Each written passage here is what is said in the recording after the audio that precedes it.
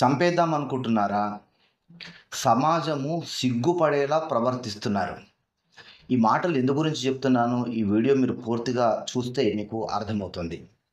ఉగ్ర భార్గవ సేన అనేటువంటి ఒక ఛానల్ ద్వారా కొంతమంది టీం, అందులో నేను కూడా ఒక భాగం. మేమంతా కలిసి, నేను కొంతవరకు మాత్రమే పాత్ర పోషిస్తున్నాను నా వ్యక్తిగత పనులను బట్టి. ఆ టీం అంతా కూడా చాలా సమర్థవంతంగా కొంతమందిని ప్రశ్నిస్తోంది. ఎవరా కొంతమంది అంటే, శైవం వైష్ణవం అనేటువంటి భేదాన్ని చూపిస్తూ సమాజంలో విషాన్ని చిమ్మేటువంటి వాళ్ళను ప్రశ్నిస్తోంది. సమాజంలో వైష్ణవమే గొప్పది, ఈ శైవం అనేటువంటిది చాలా హేయమైనటువంటి సాంప్రదాయము అని జనాల్లో విషబీజాలను నాటుతున్నటువంటి వారిని ఉగ్ర భార్గవ సేన ప్రతిరోజు లైవ్లు పెట్టి ప్రశ్నిస్తుంది. ఇంతకు ఆ సోకాల్డ్ వ్యక్తులు చేస్తున్నటువంటిది ఏంటి? శంకర పీఠాలను నిందించడం, శంకరాచార్యుల వారిని నిందించడం, అద్వైత మతాన్ని నిందించడం, ప్రవచనకర్తలైనటువంటి అద్వైత సాంప్రదాయం పాటించేటువంటి వారిని దుర్భాషలాడడం, శివుడిని, లలిత అమ్మవారిని, కామాక్షిదేవిని, వీళ్ళందరినీ నోటికి వచ్చినట్లుగా దూషించడం. శైవం అంటూ లేదు, శైవ సాంప్రదాయం అంతా కూడా ఒక దుర్మార్గమైనటువంటి సాంప్రదాయం అనేటువంటి విషబీజాలను జనంలోకి తీసుకుని వెళ్ళడం. ఇది ఆ సోకాల్డ్ గ్రూప్ చేస్తున్నటువంటి ప్రచారం. ఇలా ప్రచారం చేస్తున్నటువంటి వాళ్ళను ఎండగడుతూ ఉగ్రభార్గవ సేన ప్రశ్నిస్తోంది. వీటికి సమాధానాలు చెప్పండి అని అడుగుతుంది. చేతనైతే వాటికి సమాధానాలు చెప్పాలి. లేదు, మీకు ఇంకా సత్తా ఉంటే గనక మీరు లైవ్కి రండి, మీరు అడిగినటువంటి ప్రశ్నలకు మేము సమాధానం చెప్తామని సవాల్ విసరాలి. సవాల్ విసిరేటువంటి ధైర్యం లేకపోతే కనుక అడిగినటువంటి వాటికి సమాధానమైనా చెప్పాలి.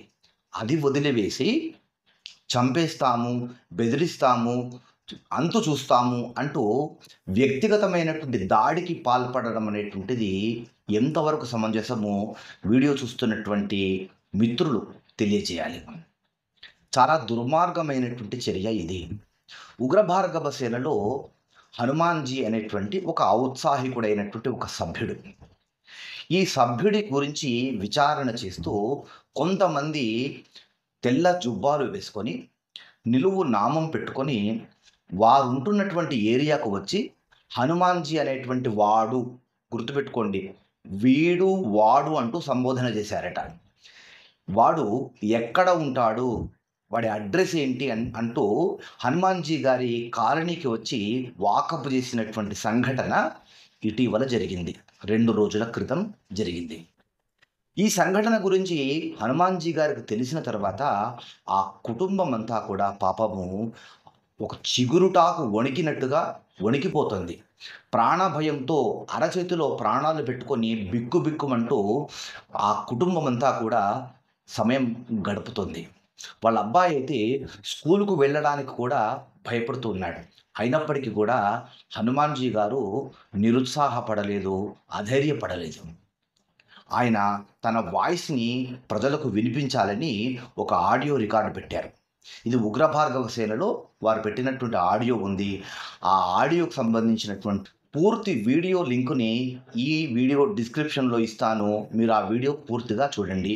ఇందులో వారు మాట్లాడినటువంటి ప్రాణభయం గురించినటువంటి మాత్రము కొన్ని బిట్స్ మీకు ప్లే చేసి వినిపిస్తాను. తర్వాత భగవంతుడి ఇచ్ఛ, దేవుడు కనుక నాకు ఈ భూమి మీద నూకలు ఉంచితే వాళ్ళ కంటపడకుండా, వాళ్ళ చేతిలో నేను హతం కాకుండా మరి మిగిలి మీతో మరిన్ని వీడియోల్లో పాల్గొనే అవకాశం ఉంటుంది. లేదు, వాళ్ళ కంటబడి నాకేదన్నా ప్రాణహాని జరిగి నాకేదన్నా అయితే మాత్రం ఇది నా మరణ వాంగ్మూలం కింద మీరందరూ స్వీకరించాల్సిందిగా మిమ్మల్ని అందరినీ కూడా ప్రార్థిస్తున్నాను. ఇది ప్రభుత్వం దృష్టికి కూడా అప్పుడు తీసుకెళ్ళడానికి మీకు ఒక ఆధారం కింద ఉంటుందనే ఉద్దేశంతో నేను మాట్లాడుతున్నటువంటి మాటలు ఇవి. కాబట్టి హిందూ ధర్మం కోసం నేను పోరాడతాను. ఈ సందర్భంగా హనుమాన్జీ గారు మాట్లాడుతూ ఒక చాలా బాధాకరమైనటువంటి మాట మాట్లాడాడు. నిజంగా ఆ ఆడియో విన్నప్పుడు నాకు కళ్ళల్లో నీళ్లు తిరిగాయి. ఆయన ఏమన్నారు?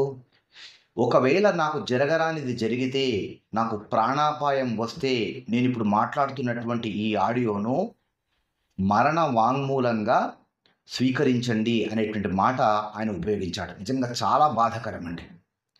మరణ వాంగ్మూలంగా ఆయన ఆడియోను తీసుకోండి అని చెప్పాడు. ఎంతటి హీనమైనటువంటి పరిస్థితిలోకి మనం దిగజారిపోయాము ఒకసారి ఆలోచించుకోండి. ఇప్పుడు మనము ఇతర మతాల వారు హిందూ మతం మీద దాడి చేస్తుంటే వాళ్ళతో పోట్లాడాలా? లేకపోతే హిందూ మతంలోనే మేకవన్నె పులుల్లాగా సంచరిస్తున్నటువంటి అస్మదీయులైనటువంటి హిందూ ద్రోహులతోటి పోటీ పడాలా? యుద్ధం చేయాలా? ఒకసారి ఆలోచించండి. మీరు ప్రశ్నిస్తే మీరు దాడికి దిగుతారా? ప్రశ్నిస్తే మీరు చంపడానికి హత్యాయత్నం చేస్తారా? అంతకుముందు ఒకడెవడో నేను ఫలానా సోదరి గారి అనుచరుణ్ణి, నేను ఫలానా చోట ఉంటాను, నేను మీ ఇంటికొచ్చి మిమ్మల్ని కత్తితో పొడిచి చంపేస్తాను అని వాడు మాట్లాడడం అనేటువంటి జరిగింది. ఆడియో రికార్డు కూడా మన దగ్గర ఉంది.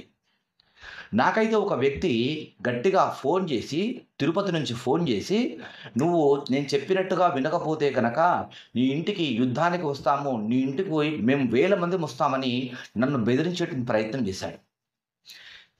ఇది నాకు జరిగినటువంటి అనుభవం. నేనెప్పుడు ఈ విషయాన్ని వీడియోలో కూడా తీసుకోలేదు. ఎందుకు ఇవన్నీ విషయాలు చెప్తున్నానంటే, శైవం, వైష్ణవం అనేటువంటి ఈ భేదము ఒకప్పుడు వీటి గురించి యుద్ధాలే జరిగాయి, రాజ్యాలే పోయాయి, ఎంతోమంది ప్రాణాలే కోల్పోయారు యుద్ధంలో.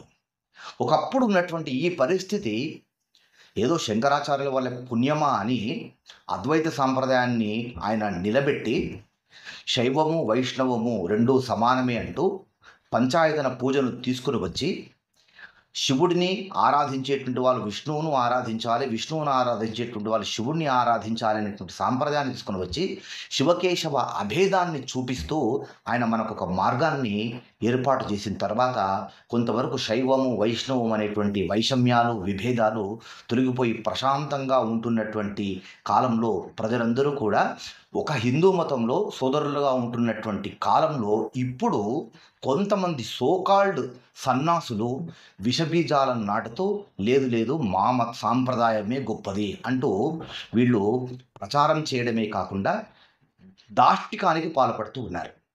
ఈ సందర్భంగా మీరంతా ఒక్క మాట గుర్తుపెట్టుకోండి, ఇప్పుడు అండర్లైన్ చేసుకోండి ఈ మాటను.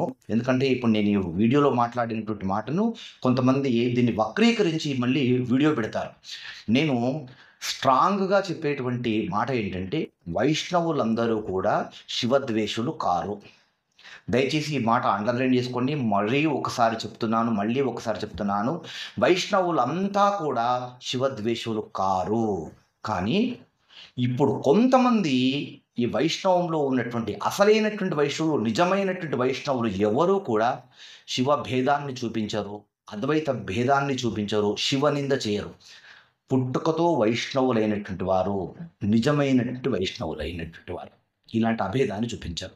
కానీ వైష్ణవ సాంప్రదాయాన్ని ఇప్పుడు కొత్తగా తీసుకున్నటువంటి కొంతమంది సోకాల్డ్ సన్నాసులు మాత్రము ఈ వైష్ణవ సాంప్రదాయం మాదే గొప్పది అని చాటి చెప్పడం కోసము ఈ విధంగా దాష్టికానికి పాల్పడడం అనేటువంటి జరుగుతుంది. వైష్ణవం గొప్పదే కాదు అని మేము మనం, కానీ శైవము తక్కువ కాదు అనేటువంటి విషయాన్ని మీరు గుర్తుంచుకోవాలి. ఎందుకు ఈ కాలంలో కూడా సనాతన ధర్మం అంతా కూడా, సనాతన ధర్మం అంటే వైష్ణవమా? కాదు కదా. హిందువులంటే వైష్ణవంలో ఉన్నటువంటి వాళ్ళు మాత్రమేనా? కాదు కదా. ఎందుకు ఇలాంటి విషబీజాలు మనం నాటాలి? ఇప్పుడు మీకు అందరికీ సింపుల్గా అర్థమయ్యేట్టుగా చెప్తాను. ఇవేంటి శైవము, వైష్ణవం గొడవలు ఏంటి అని కొంతమంది కన్ఫ్యూజ్ అవుతారు. స్మార్త సాంప్రదాయము, శ్రీ వైష్ణవ సాంప్రదాయం అనేటువంటి 2 సాంప్రదాయాలు ఇప్పుడు మనకు నడుస్తూ ఉన్నాయి. మధ్వ సాంప్రదాయం కూడా ఉంది. ఈ స్మార్త సాంప్రదాయము, శ్రీ వైష్ణవ సాంప్రదాయం వీటి గురించి మాట్లాడితే, స్మార్త సాంప్రదాయము వీళ్ళంతా కూడా భస్మాన్ని ధరిస్తారు, మెడలో రుద్రాక్షలు వేసుకుంటారు, వీళ్ళు శివుణ్ణి ఆరాధన చేస్తారు, వీళ్ళు విష్ణువుని ఆరాధన చేస్తారు. శివుడికి కేశవునికి భేదము చూపించరు. వైష్ణవ సాంప్రదాయంలో ఉన్నటువంటి వారు నిలువు నామాలు పెట్టుకుంటారు, తులసి మాలను ధరిస్తారు. వీళ్ళు కేవలం నారాయణ ఆరాధన మాత్రమే చేస్తారు, శివ ఆరాధన చేయరు. కానీ నిజమైనటువంటి శ్రీ వైష్ణవ సాంప్రదాయంలో ఉండేటువంటి వారు శివారాధన చేయనప్పటికీ కూడా శివనింద చేయరు, శివ పూజకు దూరం కారు. ఇది మీరు గుర్తుపెట్టుకోవాలి. ఇప్పుడు జరుగుతున్నటువంటి పరిస్థితుల్లో మాత్రము ఇప్పుడు రెచ్చగొట్టేటువంటి విధంగా శైవము చాలా తక్కువది, వైష్ణవమే చాలా గొప్పది అనేటువంటి వీడియోలు కొంతమంది సోకాల్డ్ సన్నాసులు చేస్తున్నారు. వాళ్లకు నేను అడుగుతున్నాను, మీరు చంపేస్తారా? బతకనివ్వరా? ప్రశ్నిస్తే బతకనివ్వరా? ప్రశ్నించేటువంటి హక్కు మాకు లేదా? సమాధానం మీరు చెప్పలేరా? సమాధానం చెప్పలేక చేతగాని తనంతో మీరు దాడికి పాల్పడుతున్నారా? చట్ట వ్యతిరేకమైనటువంటి పనులకు మీరు పాల్పడుతున్నారా? చట్టాన్ని చేతిలోకి తీసుకుంటారా? మీరు ప్రశ్నలకు సమాధానం చెప్పాలి. ఒకప్పుడు వీర రాఘవరెడ్డి అనేటువంటి ఒక వ్యక్తి రంగరాజన్ గారి మీద ఈ విధంగానే సామూహిక దాడికి దిగారు. కొంతమంది వచ్చి ఏమో పెద్ద ఉద్దండ పండితులము, మేమేదో చాలా గొప్ప వాళ్ళం అన్నట్టుగా ఆ వీర రాఘవన్ రెడ్డి ఆయన గ్రూప్ వాళ్ళందరూ కూడా రంగరాజన్ గారి మీదకి దాడి దిగినటువంటి విషయం మనకందరికీ తెలిసింది. దాని తర్వాత జరిగింది ఏంటి? ప్రపంచమంతా కూడా రంగరాజన్ గారి వైపు నిలబడింది. వీర రాఘవరెడ్డి దోషిగా జైల్లో కటకటాలు లెక్క పెడుతూ ఉన్నారు. కనుక ఈ సందర్భంగా ఈ ఉదాహరణ మర్చిపోకండి ఓ సోకాల్డ్ సన్నాసుల్లారా.